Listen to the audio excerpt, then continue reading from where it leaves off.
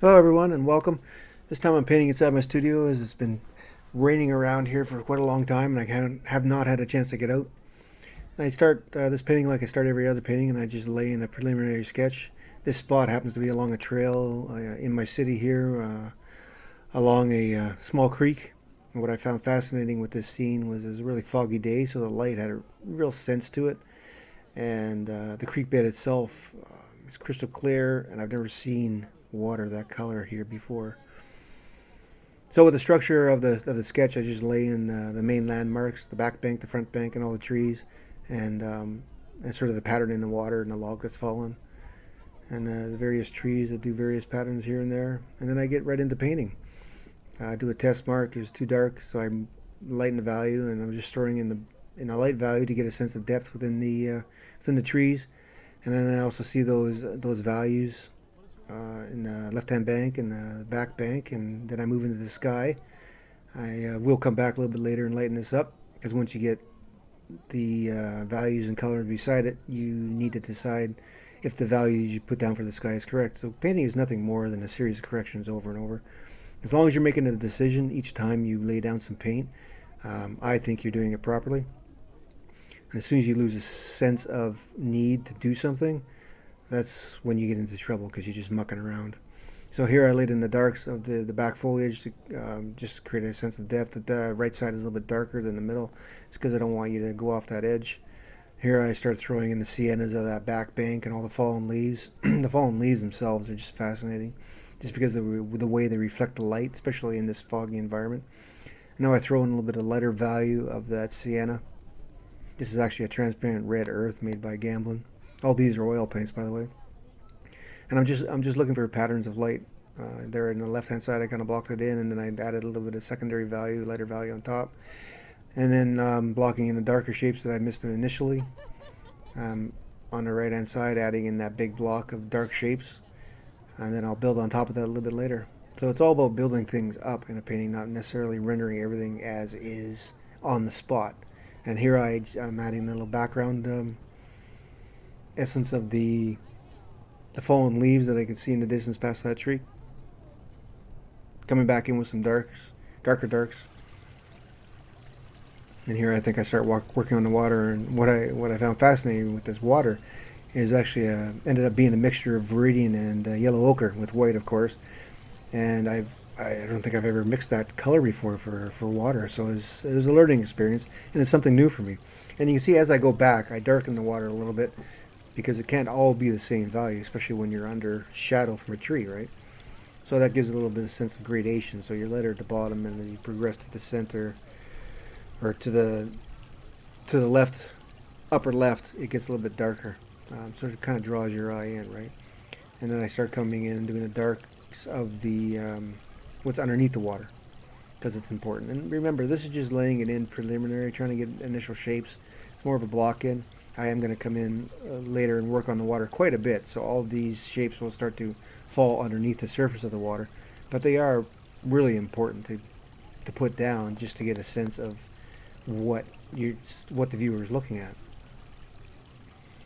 And here I'm putting in that rock that's there. In hindsight, I think I'd increase the size of that rock if I did this painting again, if I upscaled this painting a second time. Um, Here I am adding the lightness on the rock, and the rock itself I work on quite a bit actually. I'm just getting in the block in more or less the shadow side and the light side, and I fill in the last part of white there. I think coming up. I'm just right now I'm adding strokes within that water to give a sense of variety, and I'll keep on doing that as time goes by. Adding a little more darks on the left hand side, adjusting it with the water. So just because you put something in doesn't mean you can't paint over it.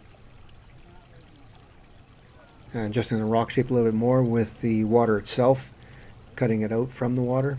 And here I throw in the fallen log that is in the water there. I added a darker violet, and I'm just putting lighter violets on top, because that's what I see in the photo, and that's kind of what I predict in the environment as well, because you have a lot of overcast light coming in, so it's going to be quite cool. So that's why the light on that log is quite cool. So that's the experience coming out there. If you paint a lot outside, you can start to really understand what you're seeing in a photograph, and that's invaluable, I find. I finally fill in the last white spot, and I guess right now you can consider the block incomplete. And I'll start moving into just refining details.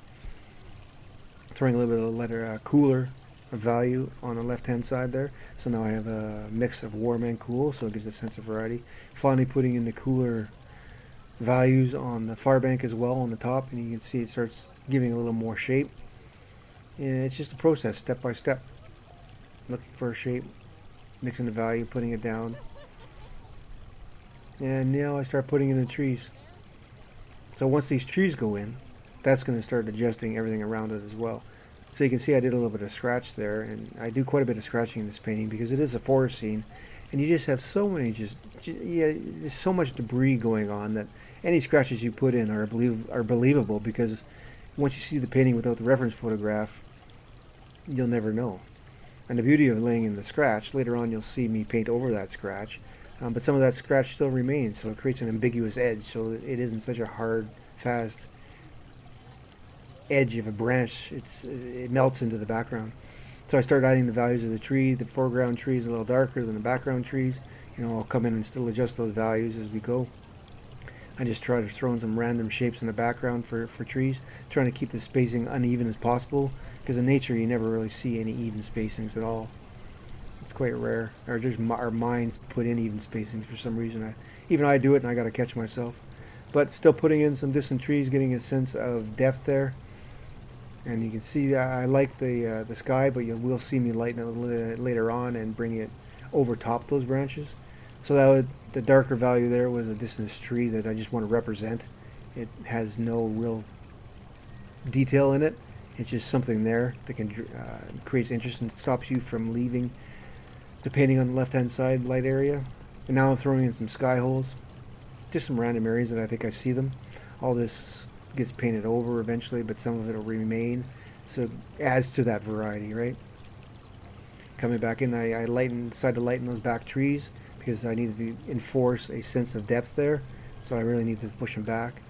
When I start lightening the top of that tree, just to get the essence or the feeling of the fog in the area, and I'll lighten a little bit later as we move forward. Here, that values have changed with those bush, so I start adding back the darks. What the darks do is it now allows you to, go in and underneath that foliage and come back on top when I put the lights on. And so I even add some more lighter darks in the background just to get a sense of variety. And again, variety is the key here. And I move forward to working on the green foliage on that far bank.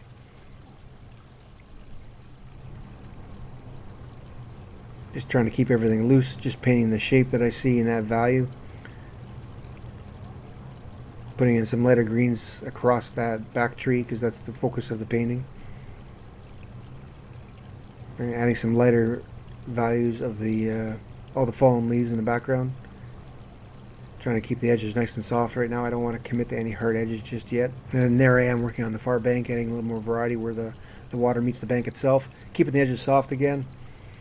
Just working my way through it, adding some of that sand into the trees, reflected light, just more variety. The value matches so well that it isn't a stark element in there. It just sort of blends in. Working on that far left-hand tree. Now I start throwing in the lights for this tree here, or this bush, and that's when I can really see what I need to be adjusted. Now I'm going to throw in some water that happens to be peeking through that bush.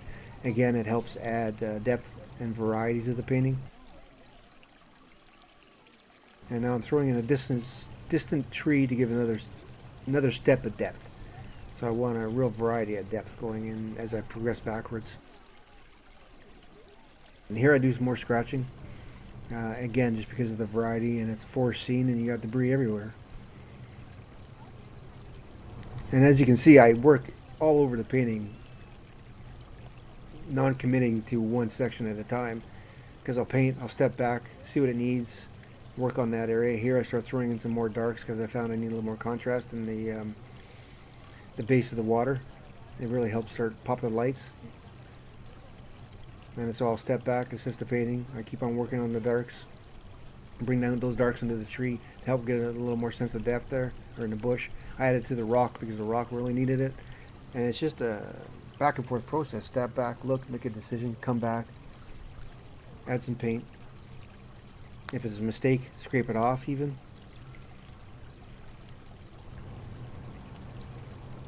Just working my way through elements and shapes and values on that far bank, back into the distant trees, trying to get a sense of variety. Right, going over the trunks as well, because they're not going to be stark and standing out just the way they are. They will have foliage covering them. So look at that, I dip back into the water, I go back into the top trees. Here I am adding foliage on, to cover up some of those trunks, and that helps add a sense of depth as well. You got to keep in mind this back forest area that I'm working on is not really a part of the painting that's to be noticed specifically. It's there for context only. So to add more detail there than is required, I don't think is necessary. I just start to add a little bit of foliage here and there, and a little bit lighter values, just so I can get a sense of where this is going to take me. And I do this sometimes. A lot of artists say you build up right to the end for the lightest values last. But for me, what I like to do is I need to add some light values here and there to get a sense if they'll actually work there. And here I added some darks to the left. Coming in, I'm doing a lot of scratching now, trying to get a lot of those grasses and those twigs and those extraneous branches in the forest, trying to just show themselves. And here I paint over that one tree that comes over that side. But I painted over the scratch, and so the scratch overlaps the paint, and the paint overlaps the scratch. So it just gives a sense of it being there, I guess. It's not so hard edged that stands out like a sore thumb. And here I go painting over the top of that main trunk. The bottom of that and the water will be the focus of the painting. And so with the top area, to give a sense of more of the fogginess and that sense of light, I made the top of that tree a little bit lighter. And I throw in some darks just to make sure I got a few darks on it so the tree turns. I adjust those values again. I start working on trees to adjust those values. So you can see I make a decision, I go with it, and then after I stand back and look, I come back and adjust as needed. Working with a relatively small brush right now. I think at this point my intent was to get some small areas of dibs and dabs, just get a sense of variety. I've been working with a lot of big brushes, so I go to a small brush. Here I'm back to it like a number 4, small, long, flat, and I'm started throwing into the lights of the water. And then I go back to the smaller brush, and you can see the lights of the water really start popping everything out.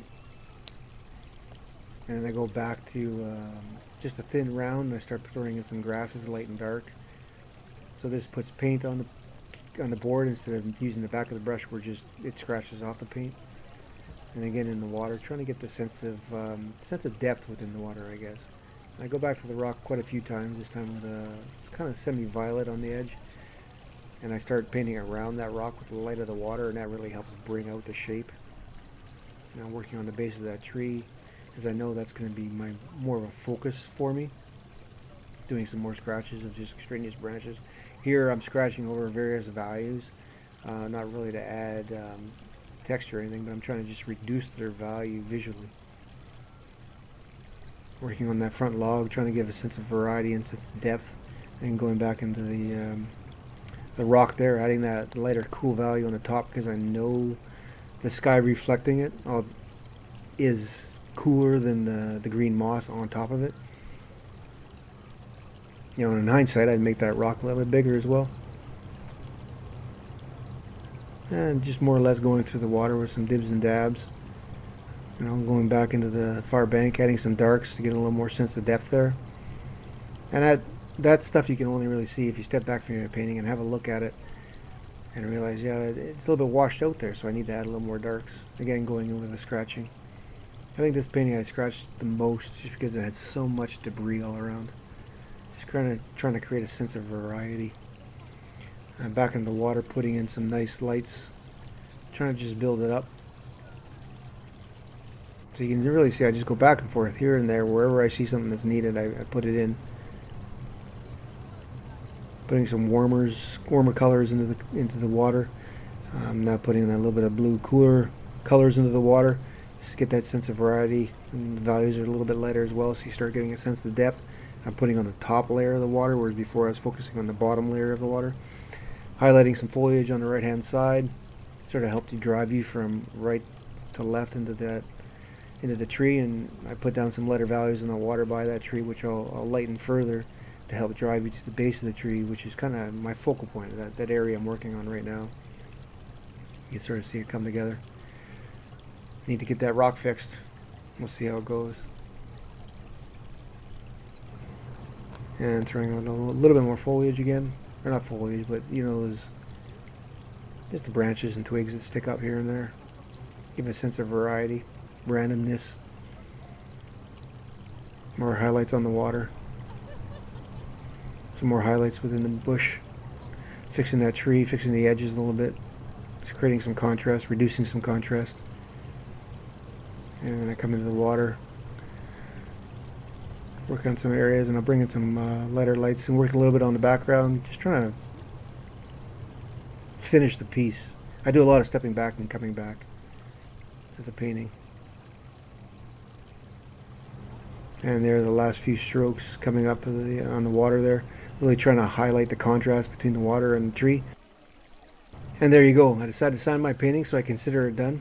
Thank you very much for watching. If you enjoyed this video, don't forget to hit that like button. Please consider subscribing, sharing with your friends. If you can, hit that bell button. Cheers.